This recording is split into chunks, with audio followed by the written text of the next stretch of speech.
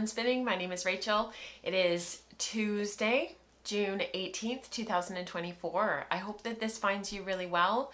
I'm coming to you from just outside of Vancouver, British Columbia, here in Canada, and it has been rainy. We call it January. It has been January. It has been dark and rainy. Today I can see blue sky. I'm looking past the camera because I can see blue sky out my window here, and gorgeous green trees in our front yard. But holy smokes, we had a rainy weekend. And both of the kids, for those who are just new to the podcast or just tuning in, my kids are, my son is turning 12 next month and my daughter just turned 10. They were both in a soccer tournament this past weekend. So on Saturday, my son was playing his game and thunder and lightning started, and so they had to delay the game and just ask everybody to go to the side, wait for the thunder and lightning to pass. And then his second game was delayed in starting because all of the games prior were delayed because of the thunder and lightning. It was absolutely bucketing raining, like so heavy. The kids had a great attitude about it. They carried on through. We were all so tired. I think because it was so dark and because the rain was so heavy and it was actually quite cool, it just made all of us feel kind of just low, like just tired, like we were dragging ourselves the whole weekend. So they had a great time. Both did better than they thought that they would do. Both teams were put in a year above, and so James got to play for the very first time this weekend on a full field 11v11, which was amazing.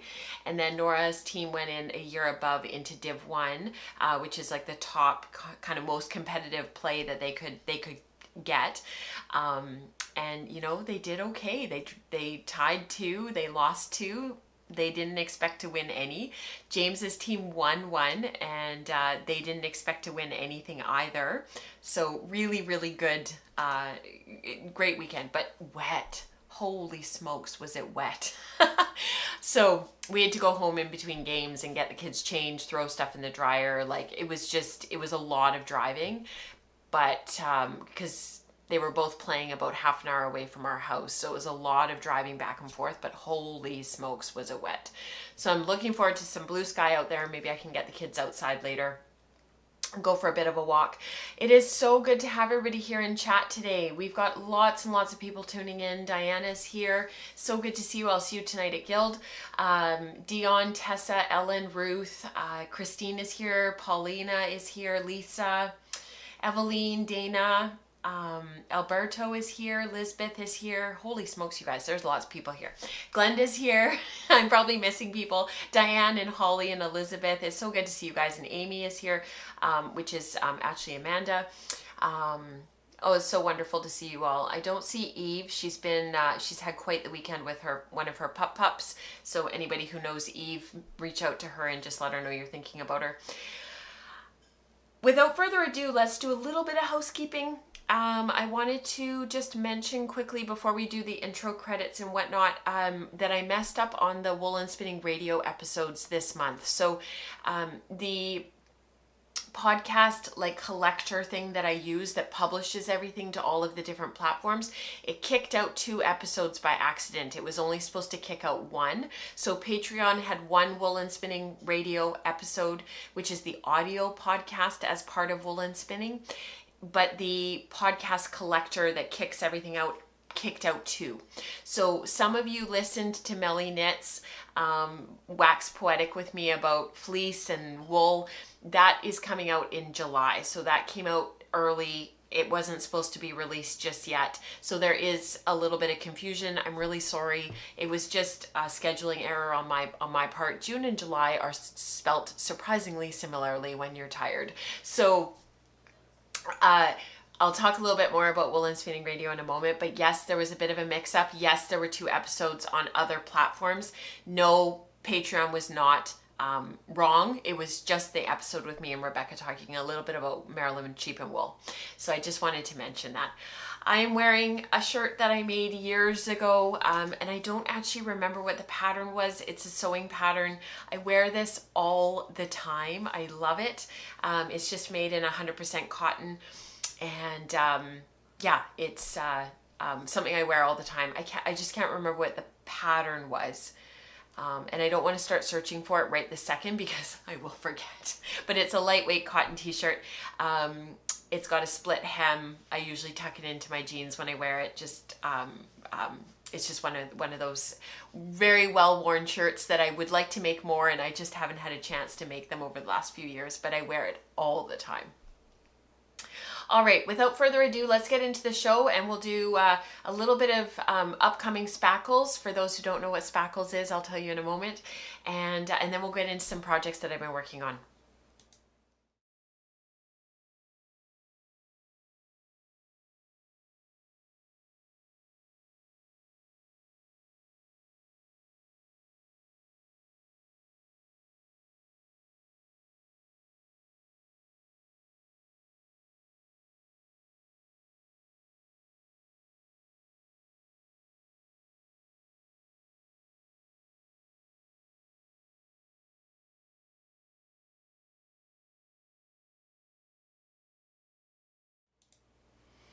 So we've got a lot to chat about. I don't know why the music didn't play, Eve. That was very strange.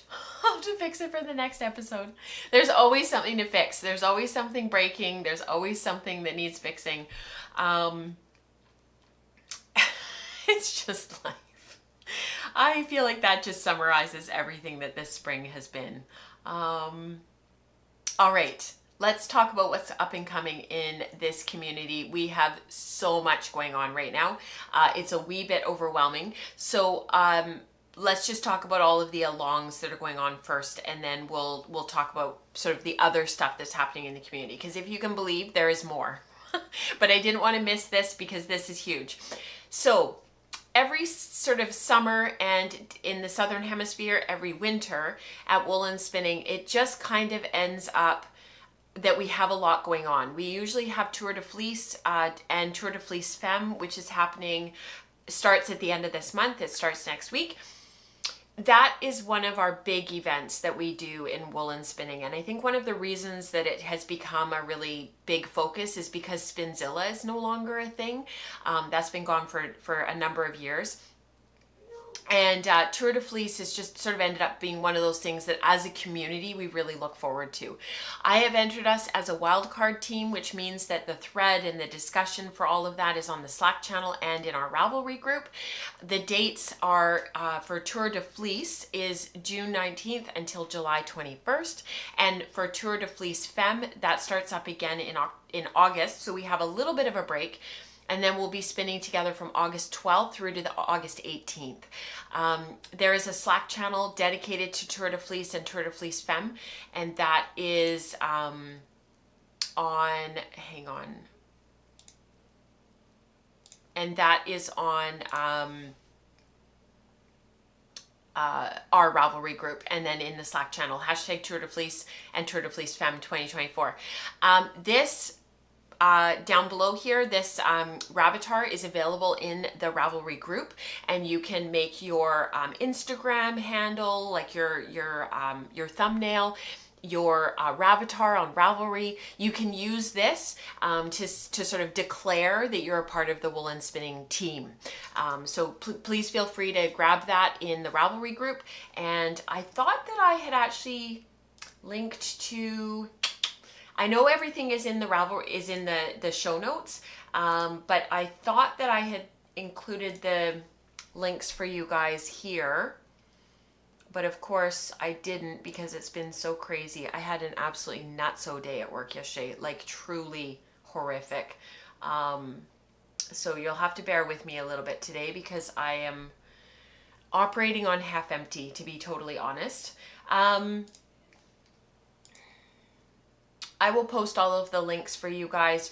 You just have to go to our Ravelry group. So for those who haven't joined the Ravelry group yet, there is the link in the chat right now for the Ravelry group, and then you can find everything in there.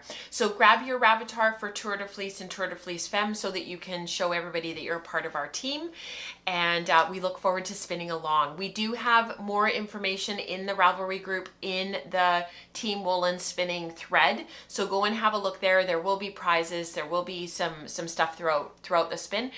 And co-spinning is with us, like co-captains, is Rebecca, and also Crystal offered to co-captain this year, which is awesome. So thank you so much to Rebecca and Crystal for jumping on board. We also have Spindle Spun Season going on. So this still says Spindle Spun Summer, but I have updated it to Spindle Spun Season to capture the Southern Hemisphere. We will be spinning from the summer equinox / winter equinox. That's not correct, is it? Equinox, that doesn't sound right. The summer solstice and the winter equinox, June 1st, and I think down under it's June 21st, I think, till September 21st. And that's the autumnal equinox here in the Northern Hemisphere and spring in the Southern Hemisphere. We're using hashtag Spindle Spun Season, not Spindle Spun Summer. I will update all of this for our next live stream. And we'll be spinning on our spindles all summer. So many people, what they try to do is they put their spindles in with Tour de Fleece. So they're spinning, they've got their projects that they're organizing, all their stuff that they're doing. But then on top of that, they also try to come up with a couple of projects on their spindles. And some people commit to spinning 15 minutes a day. Some people commit to 15 minutes of long draw a day because they're focusing on supported spindles. Whatever you want to do for Spindle Spun Season, the biggest thing is just putting our spindles, pulling them out, consciously making an effort to use them.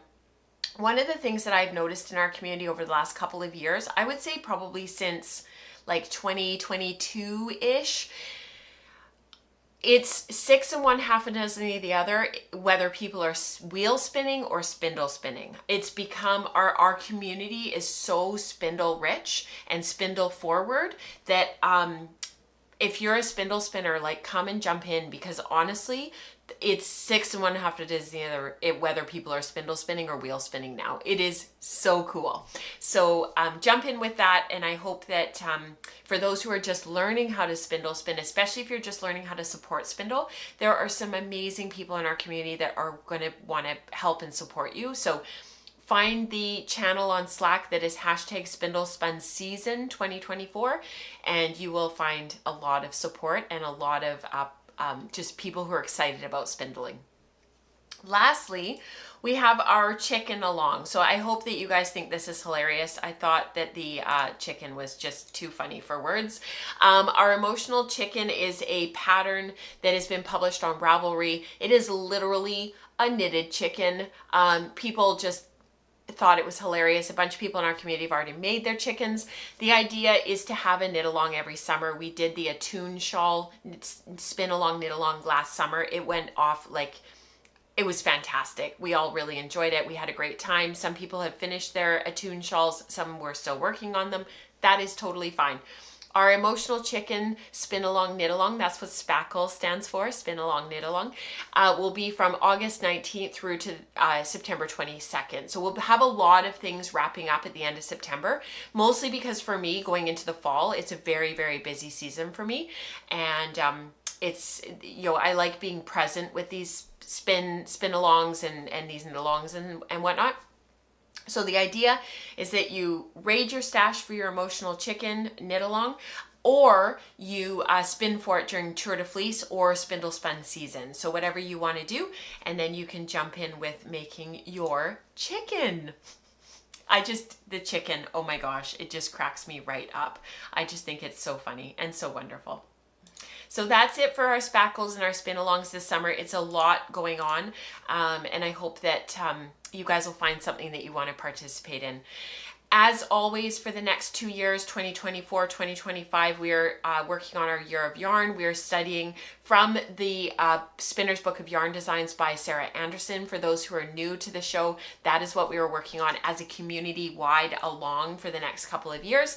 Rebecca streams the Wool Circle every other Tuesday. So when I'm not here, Rebecca is here, and the Spinning Staples group meets on the second and fourth Thursday of each month at 12 noon Pacific, and that group is dedicated it's like the study group for the Spinner's Book of Yarn Designs. Spinning Pearls comes out on Sundays. That's teaching content that's archived from previous stuff that I've done with you guys over the last 10 years. And that comes out every Sunday. And we look at different things. Right now we're looking at sheep classification, sheep breeds, wool, fine wools, medium wools, long and downs, and double coated. Queries and Explorations meets on the second and fourth Saturday of each month. This month is a little bit different because we're going to meet on the 5th Saturday to accommodate us going down to Portland next weekend, or this coming weekend. So thank you for being flexible with that. All right. All of the groups coming up. We have spin groups meeting on Tuesday morning and Thursday mornings. Have a look at the times because one is for British summertime, one is for Pacific. So the British summertime captures down under as well. We've got lots of people in Australia and New Zealand now, which is just so exciting. So that spin group is for you guys. Fiber prep and weaving group alternates Fridays. They always meet at 8 a.m. Pacific on Fridays. And then book club is meeting on Sunday, this coming Sunday, June 23rd at 12 noon Pacific. They will be looking at Uncertain, the Wisdom and Wonder of Being Unsure. I won't be able to join. We'll be at a Portland Thorns soccer game that right at that time, but I'm looking forward to listening to the recording because I'm really enjoying the book. The last thing that I wanted to mention was just Wool and Spinning Radio, because I don't think that it came up on here. But the Rebecca and I got together this month on Wool and Spinning Radio to chat about going to the wool barns at Maryland Sheep and Wool Festival 2024. She was there just a month ago. It's getting to be a while now. Anyways, her and I sat down, me and Rebecca sat down to chat on Wool and Spinning Radio about what that was like. And then the Melly Knits episode will come out July 1st. So we're just getting kind of caught up with that scheduling that messed up. So yeah. Christine says for the chicken along, she's made 4 chickens so far, but none of them have been using hand spun yet. So she's been using, the last was 2 strands of Aran weight yarn held together on 8mm needles, and she's huge. That sounds like so much fun. I love how we're all taking the chicken way too seriously. I know, right, Eveline? I know. So funny. I've made the executive decision, this is from Dion, to make an emotional support lamb that you can remove his fleece. That's amazing. That sounds awesome. Elizabeth says, I'm excited about the chicken. There is now a knitted clothing line for the support chicken. That is hilarious, Diana. I haven't seen that yet. Oh my gosh, that's so funny. And Diane is almost finished with her practice chicken. I love it. There's practice chickens, there's real chickens, there's huge chickens. It's just all about the chicken. I love it. So funny. All right, let's jump into why we're all here, which is to talk about what I've been working on. So let's go to the other screen. I've been washing fleece. That has been what I've been doing. So there isn't a whole heck of a lot for me to talk about today and for me to share.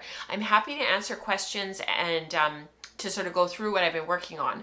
But basically, I've been mostly like washing wool, like literally. So what ended up happening was I was working on this Rideau-Arcott Charollais cross that I had, it's been in my stash since 2019. It was washed by a dear friend of mine. And as I was working on it and as I was carting up these little nests, I was really finding, and I reflected on this last episode, that I was just finding like there was just a little bit of lanolin left that was making the carding, like as I was pulling off these nests, I could feel it, and it felt a little bit greasy and a little bit just a little bit tacky. And I just thought, you know, if I take this last pound, I had about a pound, 1.2 pounds of fleece left. I figured, you know, if I give it a wash, it won't take long to dry, because at that time we were having beautiful warm weather. It was before this January weather kind of set in.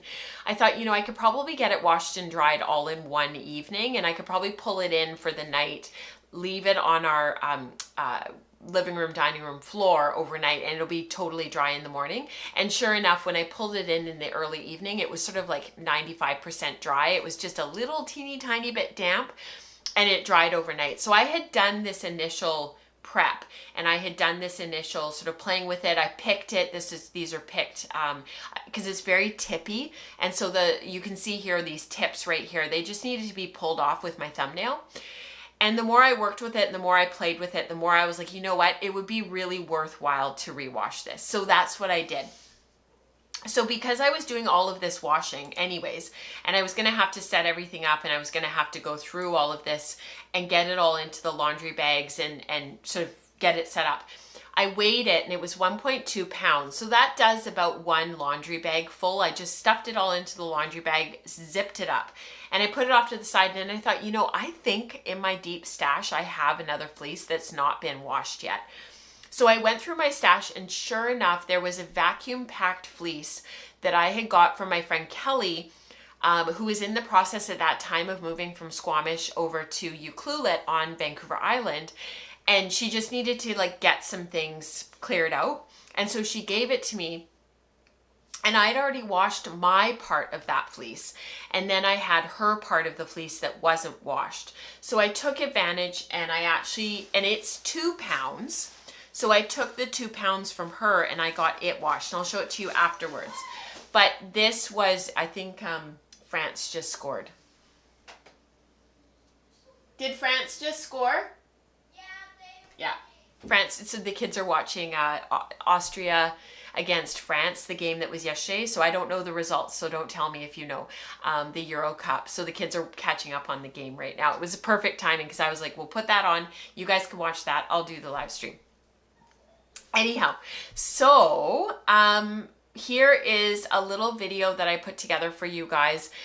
There is some audio in there of Nora and I talking as I was washing, but it's about 3 minutes long, and I hope you guys enjoy it.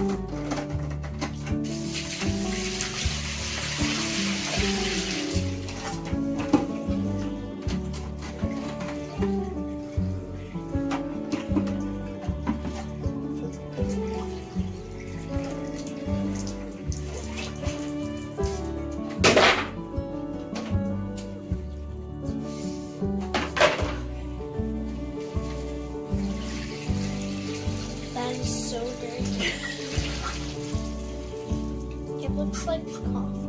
Looks like groundwater. Isn't that crazy? Yeah. It's still dirty too. The yarn. The wool, yeah. Are you gonna have to do it again? Oh yeah, yeah. I don't think I'm gonna have to do this other one though. I think the first one I okay, because it was already done. Wow. Gross. Right? Is that gross?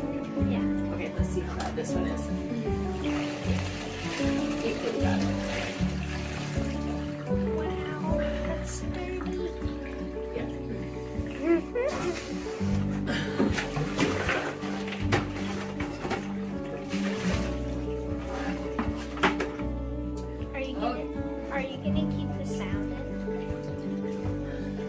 Can you keep the sound in?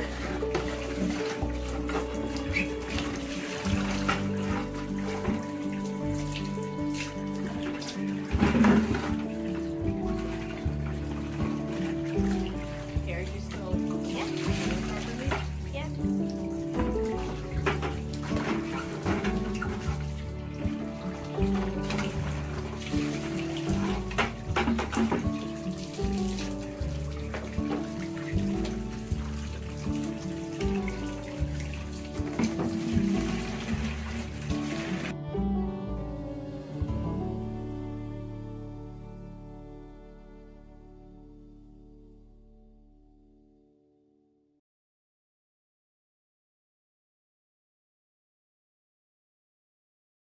Okay, so then, yeah, I just sat and started picking this fleece again, and it is just beautiful.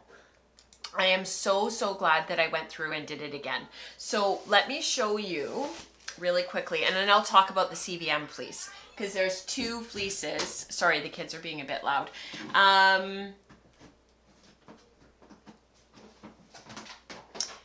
Yeah. Gross. Nora was such a good little, she wanted to help, and I was like, actually what you could do is hold the camera, because I was going to set it all up in a tripod, and she was like, I'll hold the camera. So I know it's not like the best angle, but she did a good job. Thank you, Diana. She said great little video. Okay, so what ended up happening was I got it all clean. So this is kind of what it looks like when it comes out of the wash. This is just straight out of the bag, because once it was dry, I threw it back in the bag just to keep it all together. So this is sort of what it looks like coming out. And I think Melissa, my friend Melissa Melly Knits, I think she calls this the guts. She's so funny. She's probably one of the funniest people I've ever met in my entire life. And it's funny because her and I kept meeting, and we kept bumping into each other, and we would chat and stuff. And but it took us a bit to like cross paths enough that we actually started to get to be friends, which was really cool. So that's kind of been in the last year. And then she was so funny because she's like, I Googled you. Because she didn't, when you're friends with somebody in real life and then you're friends with, but you're not friends online, there's sometimes like that disconnect of like, not, like she didn't realize we had this whole thing going. So it was just hilarious. Anyway, so these locks here sort of end up looking like this. And so what I've been going through and doing is just pulling off the tip like that with my nail. And so it's actually very, very fast. It's faster than doing this with the lock pop. So what I've been doing, and now there's no tackiness, there's no stickiness, which is really nice. And it's easier to work with. It's faster to work with. So from there, I have this whole bag now is full of picked tips. So everything in this bag, the tips have been picked. So it looks like this now. So this is about, I think I weighed it. I think it was about 100 grams in here. And then what I've been doing is using my lock pop to get it completely open. So that's kind of like the evolution of sort of what's happening. And you would think that this would all take a really super long time. The washing took about an hour because I soaked it for, no, I don't even think I soaked it. I just put it right into the wash water. So I left it for 20 minutes and then I did 2 rinses each for 20 minutes. So that was an hour worth of just rewashing this fleece. And then sitting there picking, I sat there for maybe an hour and a half, got a ton picked. And then I'm sitting there doing the lock popping because the tips are now off, and that sort of this kind of, you know, stuff at the end that just needs to be pulled off with your nail is gone. It goes through the lock pop so fast. And so I have another 100 grams that have been lock popped, and then I'll card it up. This fleece is really bouncy and springy. It's got beautiful crimp, which I don't know if you saw that when I showed it a minute ago, but it's just got gorgeous crimp. It's not super long. It's kind of like the perfect length for carding. It's about 4 inches and just this lovely bounce and spring. So if I spin it by holding the fibers under a slight amount of tension as I draft back and sort of do a semi-worsted draw where you're pulling back and drafting and allowing that twist to go into the wool when it's slightly stretched, I'm expecting a really bouncy yarn. So I'll keep you posted because this is kind of the project that I'm working on right now. So that was the Charollais Rideau-Arcott cross. And then the other one, and I haven't started working on this yet, but this is the CVM, the West Coast color, that I got washed. So this is what it looks like coming out of the wash. Oh, summer vacation. I can hear the kids. They're being a little bit monkeyish. So this is what it looks like coming out of the wash. And this is a CVM from my friend Lynn Anderson at West Coast Color. And me and Kelly got this fleece from her at Knit City a couple of years ago now. So this is what it looks like post-washing. That's totally normal. It's not felted, it's not fulled, it's beautiful. And then this is what it looks like. Again, very springy, very springy, incredibly fine crimp. Like you can't even see it on the camera. It's so fine. And so what I've been doing with this is just kind of pulling off these tips. This is a ram's fleece. Just pulling off these tips really quickly. And then I'll card this up. I'll pick it open, make it really, really super open. And it's been nice actually to get this stuff washed because for the first time I've actually felt like I have the time and the space to get it all washed. I always felt in the past like washing fleece was so time consuming and took up so much space and was just so overwhelming. And I don't feel that way anymore. So with this one, I'm not going to bother lock popping it. With this one, you can just pick it open beautifully like this.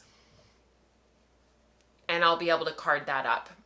And so this will just go onto the drum carder. My dear friend Felicia Lowe of Sweet Georgia Yarns lent me her electric Patrick Green carder. So I'm going to get a bunch of this stuff carded up this summer, and this will be my spinning projects for into the fall. So that's what I've been doing with that. So that's going next. This is about 2 pounds, like I said. So a little bit more to process, but more than manageable this summer to get it just processed. So, which is great. Oh, thank you, Dorothy. She says, don't worry about the kids. They're barely audible at our end. Thank you. I appreciate that. They're being a little bit monkeyish. They were super tired yesterday when they were with my mom because, of course, they'd had such a crazy weekend. And I think now they've got a little bit of energy back. They definitely need some quiet days. But yeah, it's been a lot. That's good to know, Alberto. Wonderful. All right. Diane says, and then Miss Rachel will get 3,000 yards out of 200 grams. Bless you, Diane. Thank you. You're so funny.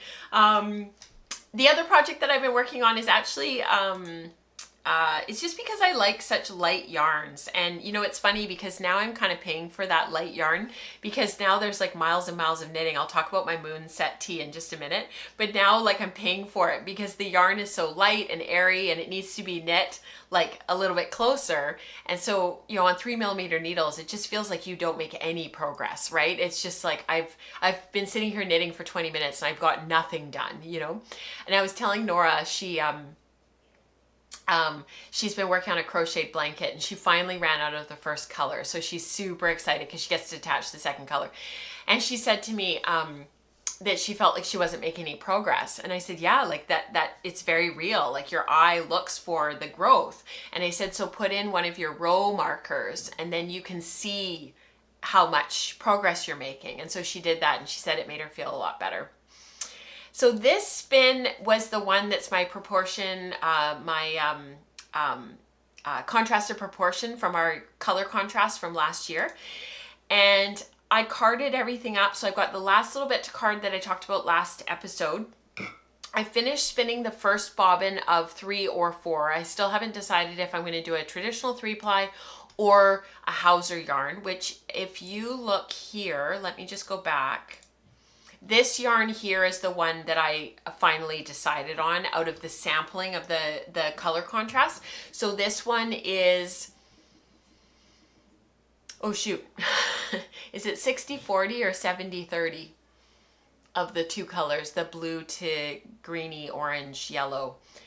My notes are, I think it's 2/3, it's 2/3, 1/3. That's what it is. It's 2/3, 1/3. So it's 2/3 of the blue. And then you see how there's all those like flecks of like the purple and the teal and the blue. That's sari silk, royal blue sari silk that I added in. And I factored that in as 2% of the blue. So of the 2/3 that's of the weight of fiber that was blue, 2% of that is the sari silk. So the first bobbin is done. I talked about that last time. And then the second bobbin is actually almost finished. I'm almost done spinning. It's on my wheel. And I'll be on to the third bobbin pretty soon. And then I need to card up the last two sets of bats.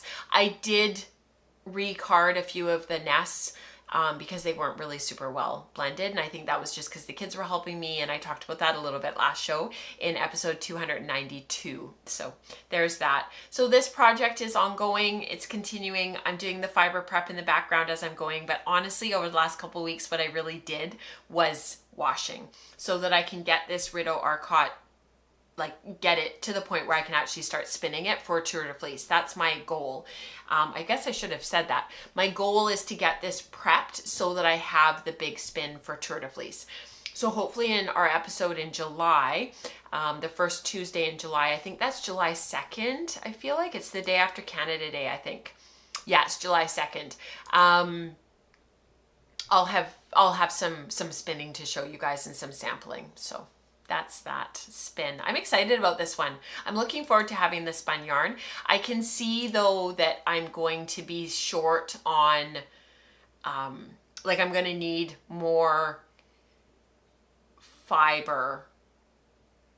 Like, so when I originally prepped it, I prepped 4 bags of 50 grams of fiber, for 4 bobbins, and I've got some left over, and I can see how I probably am going to have to prep some more fiber this summer. And so what I'll do is I'll just intermix that with the spinning through Tour de Fleece and try to get as much carding done over the next couple of weeks as I can. We're home a lot over the next couple of weeks, thank goodness, finally. I'm craving some days at home, so hopefully that's my priority, is getting this carding done. Thank you, Elizabeth. She says that yarn is so gorgeous. Thank you. So the last thing that I wanted to chat about, because I haven't really shown it to you, is the Moonset tee. So this is a pattern by Haley Smedley of Ozetta. She goes by Ozetta for her patterns, for her designs and whatnot. And this is out of my fin that I spun sort of in 2022, 2023. I can show you some photos of the yarn afterwards if you guys are curious. Just let me know, but I've shown this yarn a lot. So this is very, very similar in construction to the Field Day cardigan.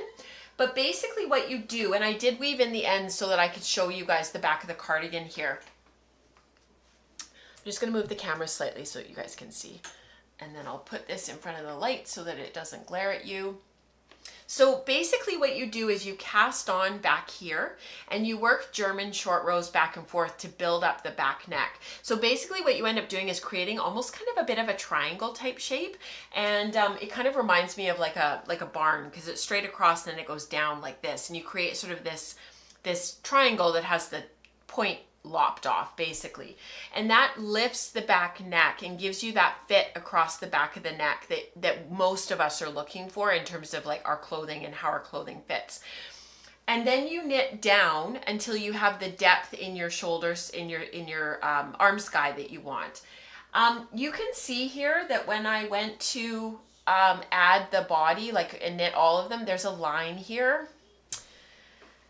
Not super happy about that, even though it's alternated up here. I think it was just this line. So even though it's continued to be alternated down here, the second yarn is just that much lighter. I don't love it.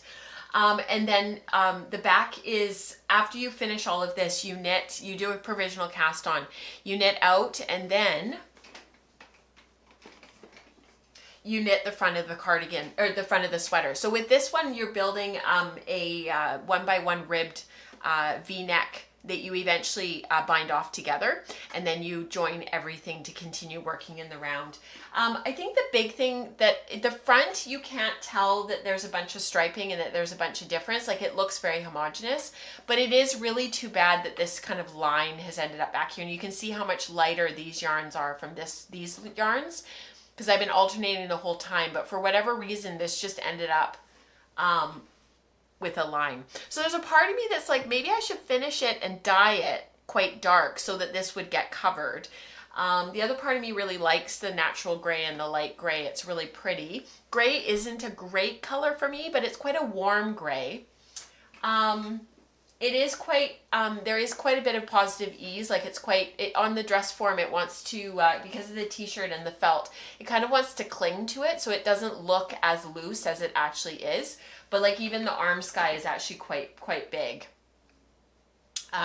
It just doesn't, it looks fitted, but it's not. It's actually quite baggy. And then I used, Charlotte years ago had sent me some try it on Tubi, I think it's called.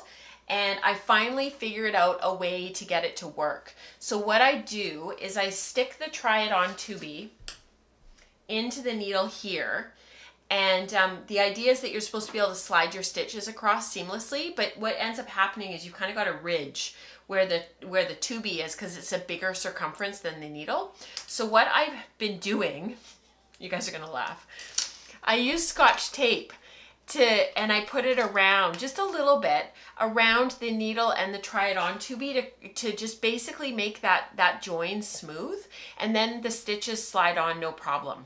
And so it's meant that I could try this on a few times and make sure that it is the way I want it. So that's been really helpful, because these needles, these are my only 3 millimeter needles, which is a US size, is that a US size 2? US size, I don't know. It's not here. I thought I put it in the notes, but I didn't. So a US 3 millimeter is a US size 2.5. This is my only needle. I need to get more. I use 3 millimeters all the time. It's kind of like 4.25 millimeters. I wish I had those, because I would use those all the time. So anyways, long story short, it's meant that I could use the try it on Tubi, quite a few times to try this on to make sure it's okay. But yeah, this is not great. So Eveline was saying that maybe a khaki over dye. I was thinking that. Yeah, something, right? I don't know. And then the other part of me too is like, when it's washed and blocked and everything kind of falls into place and all the stitches fall into place, maybe it won't be so obvious. So the weight of yarn, Dorothy, this was spun. So actually, since you're asking, let me show you the yarn. So the yarn was this. So this was a fin that was gifted to me by my friend Amber in Finland, and it was washed raw wool, and I spent 2022, I think it was, getting this processed, lock popping, getting it carded up, and getting it spun. And in the end, the weight of the yarn is about 20. I knew you guys would ask, and then I forgot to check. I think, yeah, it's about 24 wraps per inch. So it's a very light fingering. And so with the sweater on 3 millimeter needles, I still actually don't have gauge. I could have gone down a little bit more, but I'm knitting a smaller size to compensate for a slightly bigger gauge, and then adding the length in the row gauge to make sure that it fits. Because different designers give different stipulations in their patterns for, whether, like, some people say, like, will assume that you've got row gauge, and they'll say, knit 24 rows in pattern, or they'll say, repeat 6 times, for a total of X stitches increased. If you're doing like increasing rows, that's what all of these markers here are for those who aren't sure. These are all the increases that I did through the yoke. So I'm wanting to make sure that they were the same on both sides, so I keep track of them with row markers. I actually prefer patterns that are like knit straight and for 4 inches, knit straight for 2 inches. I I get it with increases. You need to make sure that people do a certain amount of increases in a certain amount of length. I get that. Repeat the last 2 rows, one of them being an increase or a decrease row 6 times. Knit straight until piece measures X. You see that a lot in sleeves. For if you don't have row gauge, it's nice to know, like, how long is this piece supposed to be? How deep is the yoke supposed to be? I find that really super helpful. So that's where just knowledge of fit and making a 3-dimensional object, maybe having a dress form that fits you, trying things on, it all helps to get those fit pieces right.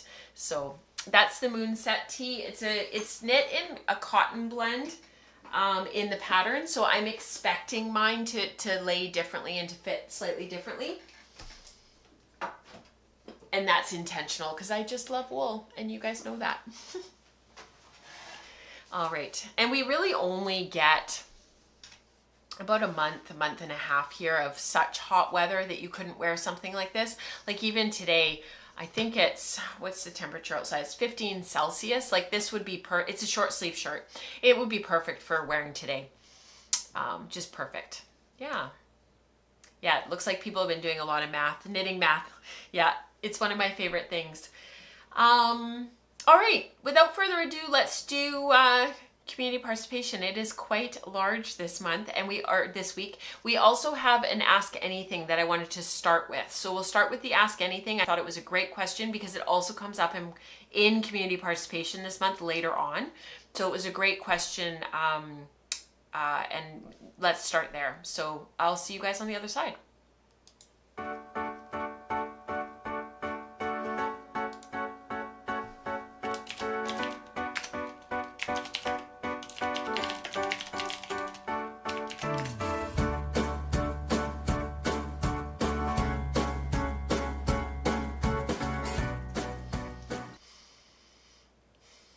All right, Ask Anything. Let's see if we can get this going.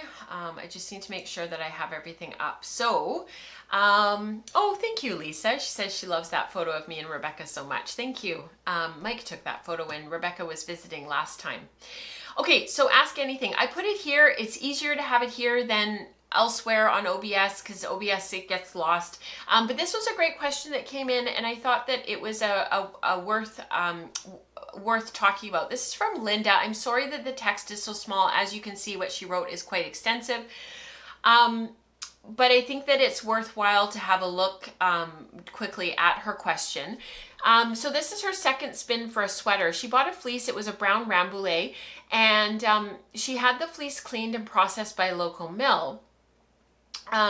She will say that this fleece was love at first sight. A brown rambouillet, Linda. Like, oh my goodness, beautiful. 3 months later, a huge box arrived with the cleaned processed fleece. The roving, or the top, was in a coil at least 3 feet tall and around 2.5 feet around. Yeah, those bumps are big when they arrive. So it was roving probably because it was probably pin drafted. So I wound 2 pounds of roving for the sweater spin, and then I wound that into 4-ounce balls that would fill my bobbins. So she now recognizes that this is roving. It's carded. She has been persistent in spinning this with a short forward draw. She has about 22 weaving bobbins with singles that were spun very finely. And she was originally thinking a 3 or a 4 ply yarn, probably coming out at a sport weight based on how fine she spun the singles. So this week she resumed spinning, and she has about 12 years of spinning under her belt, and constantly she's learning more. I think we all are in the same boat, Linda. She does not consider herself an accomplished woolen spinner, however, and so everything she has tried has not produced a consistent woolen yarn. Yeah, it definitely takes practice, Linda. That's definitely something that you keep working on. The short forward draft or the short backward was so slow, and so she tried supported long draw, and it worked beautifully. So she's getting a sense of the fibers slipping by one another, and which she had never felt before. It's probably because the fleece is really super clean and you've got this beautiful pin drafted roving to work with, Linda. You've got a beautiful match of fiber to prep and then the spinning draft. So you've kind of got this triangle of just everything working, which is what we want. We want beautiful fiber prep and we want a beautiful spinning experience. That's the whole reason for taking the time to do better fiber prep, which, you know, I wish I had known 10 or 15 years ago, but like us all, like Linda said in this, it's a journey, and that's really part of the learning process. So it's so much faster and she really wants to finish this. So should she keep going with the slow, frustrating, short forward or backward spinning for consistency? Or can she move to the faster supported long draw and mix the singles? So I want to hear what you guys think in chat, because I already know how I'm going to answer this. And I think it's neat to be able to have a little bit of a discussion. So she was thinking of applying the singles just to have the accomplishment of some yarn. So just taking these 22 bobbins and applying them. But she could wait and spin all of the singles and mix the worsted and woolen, and apply early singles, the worsted ones, with later singles, the woolen. So that is the question, suggestions and or recommendations. So I'm going to say right off the top of the bat, there are no rules. There's no rules. There's no rules that say that you cannot take worsted spun singles and ply them with woolen spun singles. There is no rule. There's no spinning police. You are allowed to do what you want to do. If you are looking for yardage and you want to do a sweater, I would highly recommend waiting and taking your woolen spun singles and taking your worsted spun singles and creating several samples with a varying mix of the two. So maybe 1 singles of worsted, 2 singles of woolen, ply those together, get yourself a sample. 2 worsted, 1 woolen, ply those together, get yourself a sample. And then do 2 and 2, get yourself a sample. They don't have to be huge samples, but enough that you can knit a piece of fabric, you know, sort of a 4x4 swatch, maybe even a bit smaller, 3x3, so that you don't cut too much into your singles, and see what you think. Choose one of the yarns that you like the best and then go from there. We have had several people in the community, myself included, ply 1 singles of worsted spun and 1 singles of woolen spun into a yarn, knit with amazing results. And what ends up happening is you create just a really bouncy, springy yarn that's a little bit fuzzy because of the woolen nature of the singles. And you can see her plyback samples here, you guys, on the far right hand side there. You know, it's going to make for a beautiful yarn. The woolen is a little bit more fuzzy, a little bit airier, a little bit lighter. The worsted singles is going to be a little bit more hard wearing, a little bit more durable, a little bit smoother. But because you're spinning from a woolen preparation, you're still going to have a semi-woolen yarn at the end of the day, even if you spin worsted. You're still going to have more air. You're still going to have slightly fuzzy yarn. You didn't change the prep to a worsted prep. You were still spinning a worsted yarn from a woolen prep, so you're still creating a semi-woolen yarn at the end of the day. And so if you combine your woolen and your worsted singles, you're just making a more woolen yarn rather than a more worsted yarn. And honestly, you just have to knit the fabric and see what you think. So everybody is saying sample, sample, sample, sample. Christine's recommending to spin all of the singles first. I would, because once you ply these worsted spun singles, you're stuck. And so I would wait and make some decisions after you've done all of your woolen spinning for sure. The other thing too is you're going to get more yardage from your woolen spinning. So your yarn is going to go further. You're going to have more air in those singles. So you may end up with a disproportionate number of woolen singles to worsted. So that's why I was suggesting maybe 2 to 1. Because you're going to want to distribute those singles evenly to give yourself enough for a sweater spin. Lisa says, I ply worsted woolen. It's very nice weaving yarn. You get a nice bouncy fabric that folds and wears nicely. Absolutely. I wonder if it would be fun to not mix the singles and knit the body of with the woolen spun and the arms with the worsted spun. That's a great suggestion, Lisbeth. Charlotte says you could use the worsted for the cuffs and the bands and then the woolen for the body. So the idea there being the more hard wearing yarn is in the hard wearing areas of the sweater. So the cuffs and the bands. But sample, sample, sample, Linda, whatever you do, sample, sample, sample. And then you won't regret your choice. And if you still aren't sure after sampling, post in the Ravelry group or the Slack channel, whichever is easiest, and which, if you're a member of the Slack channel, and ask for feedback. You know, this is what I found. These are my samples. This is the little knitted fabric. Your knitted swatches don't have to be very large. Mine are usually about 3 by 3. And you know, it's just to give yourself an idea of what kind of fabric you're going for. Knit it with different needle lengths. So maybe do 2 inches of one needle, sorry, not needle length, the needle size. Do a couple inches with one needle size up or size down based on what you're seeing to create a second fabric, and then you can compare the two, and then go from there. We really should do a little like sampling 101 here on the podcast of like the process that I go through. Maybe we'll do that with the Charollais Rideau-Arcott cross, where I go through and show you guys like what I do and my little knitted samples and whatnot. We should do that. I will file that away for this summer. All right, let's get into the things that you guys are working on in the community, because that's always really exciting. So Year of Yarn, this is all to do with our Spinner's Book of Yarn designs. I haven't shared what you guys have been working on most recently, mostly because we haven't had time to get to community participation. And then when we do, I try to keep it a bit shorter, but the show was a little bit shorter today, so we can do a little bit extra community participation, which is really fun. So this was from Alberto. We just went over multiply yarns. So that was in the community part of the along. We just did multiplied yarns. And he remembers going through Judith McKenzie's video, The Gentle Art of Plying, and also JC Boggs Faulkner's book, 51 Yarns. The fiber that he had was fine, and he had what he had. So he spun up some singles in 2020 and decided to play. I wonder if that meant, if that was ply and it auto-corrected to play. I started with a 5-ply, then a 4-ply, which looks way smaller than the 3-ply. Excuse me, sorry. And in the second photo is the 5-ply again with the 2-ply plyback sample, and it looks a lot like the plyback sample in a control card. This is what we are looking for when we're talking about sampling. So this is, do I make a 2-ply? Do I leave it as singles? Do I make a 3-ply? Do I make a 4-ply, a multiply? This is what we're looking for. We don't need huge samples to get a really good idea of how the yarn is going to act.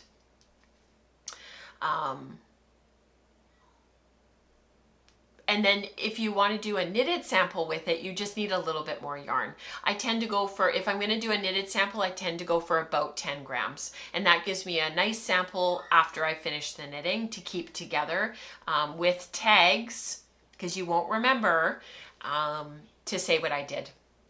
Christine, that's so funny. She because she's already watched the French match, every time she hears a squeak, she's wondering if that's when X happened.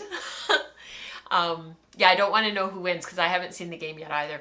This is from Maria. She's part of our Staplers group, and she's been spinning up a storm. She's so creative and inventive with what she's learning. I finished my fin skeins. All have been in the bath, and they both seem a little curly after that. So she plied it through the rings. The ones that are plied through the rings are in the front, and they're maybe a bit more even. Her yardage, meterage definitely varies, and the numbers in her project vary. I hope I don't have to use the thinnest and the thickest skeins, and she's planning to make a cardigan. But just beautiful spinning, Maria, just beautiful.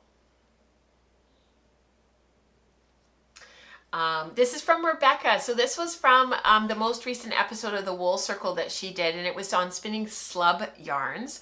And then the most recent episode was on felting singles and using felted singles. So notice that this slub, the long slubs, and that's because of the long staples. She used BFL, which to my mind is an ideal fiber for playing with standalone singles. I agree. BFL is a great one. So is Polworth. the shorter stapled singles will make for shorter slubs, and I admit to being quite tempted to try a merino slub yarn as soon as I get back to my stash. They're traveling right now, so she's away from her stash. And here's what hers look like knit up. Beautiful fabric. I love this fabric. To use her 8 ounces of singles, she used my vanilla garter shawl recipe, which is available on Ravelry, and it links you to my old blog. I waited until all my singles were spun, and then she started with the samples that had the lowest yardage and worked through them. So cool. So cool. I love how Rebecca always uses her samples. She always uses her when she spins all of her samples for stuff, she always finds a project for them, and I love that. Such gorgeous yarn, and the finished shawl is beautiful. This is from Renata, her 3-ply that she spun and plied this week. It's a Cormo, the same colorway as the same hand dyer as the Suffolk. So she posted the Suffolk yarn in the Slack channel under Year of Yarn, like up above. So if you're curious to see the same colorway on a down breed, go and check that out because it's beautiful. She called it There May Be Giants, and I don't know if giants look like this. Maybe it's the color of the giants. Maybe it reminded the dyer of that. 1/2 is plied through the rings. The second is chain plied, which needs practice and attention. Chain plying is challenging to get even and to separate the color more. And the second photo are the 2 breeds together. So that's at the bottom there. The pinker one that's on the left at the bottom, that's the Suffolk. It's not easy to catch the right color in the photo, but it's interesting how the color does appear different.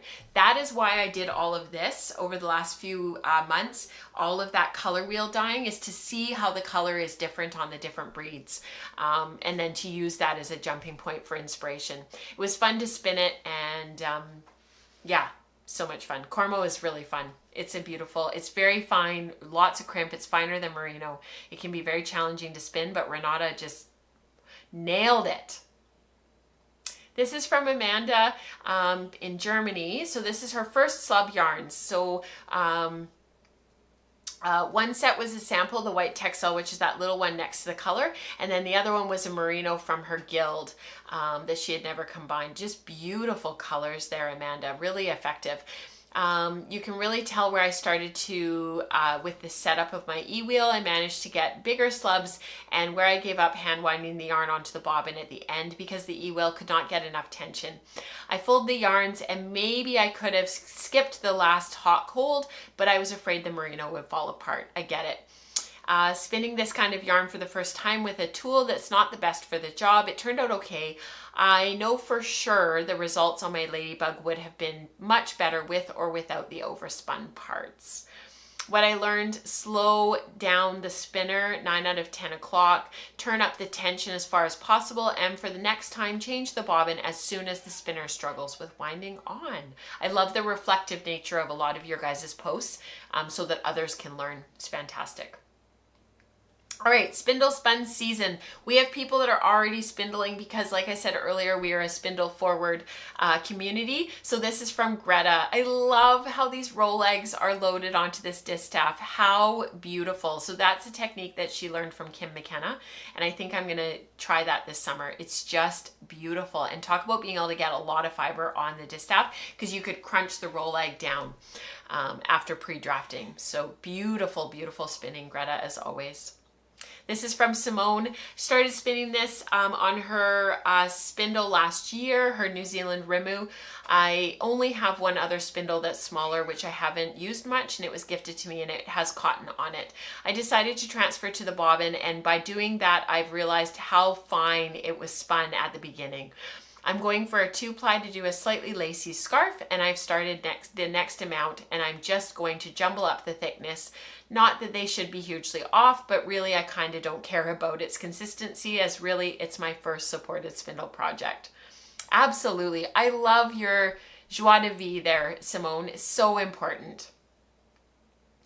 I will be completing this spin, and then my new spindles likely will arrive this week after the solstice hits, and I have some braids that I'd love to spin on them.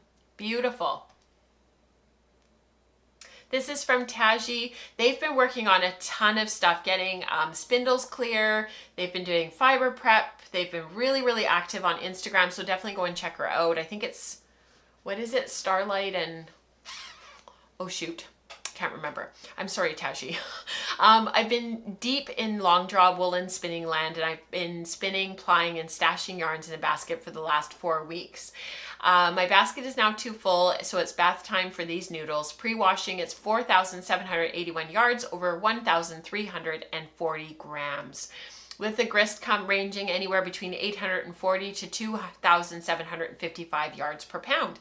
Every skein in here is from fleece that I processed myself. Isn't that cool? I love that. What a fun way to mark the last month of woolen spinning exploration, and I'll be sure to share a better photo once they're finished and dried. Beautiful. Stitches and Starlight. Sorry, it was on the tip of my tongue. Thank you so much, Ellen. And then her YouTube is Tangles and Starlight. This is from Suzanne. I love these photos, Suzanne. They just scream spring to me. I believe I shared a photo of this spindle project a while back, but I'm so pleased with the resulting 3-ply. It's sheep spot Cheviot sock yarn on my Turtle Made, and I couldn't wait to cast on the sock as soon as the yarn dried. Isn't that beautiful? Oh, Suzanne, your spinning is just gorgeous. Starlight and Stitches on YouTube. Thank you, Dion. That's Taji's channel. This is from Diana. Always beautiful, beautiful spindle spinning. Some simple spindle spinning on a rainy Saturday. It was pouring. That was the day the kids were in the thunder and lightning storm. Fibers, Polware Silk and Tanzanite from Sweet Georgia Yarns, and the spindle is Inoxia Crafts. Beautiful. Love their stuff. All right, this is all the stuff that you guys share that's sort of more general. This is from Taji. I was doing a bit of experimenting with a bit of dyed top, and isn't optical mixing so cool? Yes, yes it is. This colorway has 2 repeats, so I split the braid in half length widthwise for the purpose of creating a self-striping yarn and a blended yarn. So she did a 2-ply fractal, and it really threw me how different they feel overall, with the fractal feeling very cool in comparison to the chain plied yarn, which you guys can see here feels very warm. I don't have any real conclusions. I just thought the yarns were pretty and the experiment was cool, and now I want to do this again with other braids and compare my findings. Beautiful, Taji, just gorgeous spinning. This is from Robin. Beautiful spin and knit here. Spun up another sweater, local alpaca fleece from a small island that's just a boat ride away, combined with Shetland. All dyed in ice cream pink. Made the pattern myself. Beautiful, Robin. I just love how the alpaca comes through. There's a real kitten-like quality to it. That is just gorgeous, Robin. Thank you for sharing. This is from Elizabeth. I saw this on Instagram originally, and then she posted it in the Slack channel, which was wonderful. She finished some core spun yarn yesterday and absolutely loves the results. Because of the sparkle and the glow, it's like fiber jewelry. I love that. Wear it as a necklace. It felt good to revisit this process, and this time around I could control the core way better by wrapping it around 2 fingers. Slowing down helped too, but ironically this spin went by very quickly. Yes, yes they do. Core spinning is like so fast. This is from Emily Grace. Beautiful spin. First bobbin of a new colorway from on BFL Roving. Spun short forward on my CPW, and I think I like it. I tried to dye so that it would create a long gradient. I love those colors, Emily. Oh, gorgeous. Beautiful. This is from Kathleen. I love these colors too. There is a theme here. A couple of skeins of Shetland 3-ply off the wheel, designed for a traveler cowl. Currently plying the 3rd skein. Shade is the moss covered wall. Isn't that beautiful? So, yeah, go ahead, James. So subtle, just beautiful. That's gonna make an amazing, amazing fabric. I love 3-ply. I love the roundness of 3-ply. It's just beautiful. This is from Dania. Recent combination spin, planning to knit the Drea Renee Knits Traveler's Shawl. The fiber is Bramble Ridge Hanoi. Wee Chicks. Is it Wee Chickadee? I think that must have like auto-corrected. Polworth and a homemade bat blended with a combination of fibers, natural, dyed, and bamboo silk. Around 860 yards of sport weight, and this was a joy to spin. So this is a great example of combining singles that are worsted, that are from a worsted prep and also from a woolen prep, and just phenomenal results here, Dania. Just beautiful. So pretty. I saw this and I was like, I want that. I want to do that. So it's on my list. After I finish my combo, my contrasted proportion, maybe I'll look in my stash and see if I can find something. I do have a combo spin planned. It's been sitting here next to me for months. And it's also Bramble Ridge Hanoui. And it's two braids. I think I showed it to you guys before. Then I'm gonna spin to one bobbin, spin to one bobbin, and then ply together. I'll see if I can reach it. It's a little bit far away. So these two, they just blew up. I thought the pink in there was really pretty. But these will be one bobbin, and then plied together. So super, super simple, beautiful. The yellow and the green will tie it together and make it a bit more interesting. Thank you so much, you guys, for sharing what you do, for being so kind to one another, for supporting one another the way that you do. I really, really, really appreciate it. You guys are unbelievably kind, caring, compassionate individuals. I think that is all for today. My voice is starting to give out because I had to talk so much at work yesterday. I didn't even have a voice last night when I got home. It was very, very, very busy, heartbreaking day. And so I'm going to go and play with wool this afternoon as a little bit of care for my soul. I need quiet and I need wool. So I'm hoping to get some carding done. Maybe the kids will be willing to help me. I would love to go and watch the rest of the France game. And I hope you guys have a wonderful couple of weeks. We will be streaming this time, same place, same time, next Tuesday with the Wool Circle. And we are in Portland this weekend. We're only there for like just a blip. So unfortunately, probably won't be able to see anyone, which is really too bad. And yes, Diana, I will see you at Guild tonight. I might have the kids in tow with me, maybe, possibly. We will see. And until next time, happy spinning. I will see you guys back here on July 2nd for the live stream. Hopefully I will have some spinning for Tour de Fleece started. And until then, happy knitting, happy spinning, happy making. Look after your souls, one and all. And I will see you then. Bye, everyone.